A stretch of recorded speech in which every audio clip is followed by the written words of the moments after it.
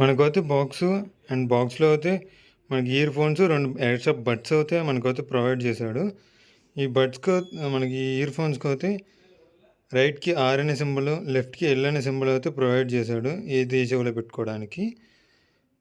Quality బాగానే ఉంది. Sound కూడా నార్మల్‌గా వస్తుంది. డీజే అంత గట్టిగా గుద్దేట్లయితే రావట్లేదు. అండ్ మీకు బ్యాక్ సైడ్‌న చూస్తే పోర్ట్ అయితే అవైలబిలిటీగా ఉంది.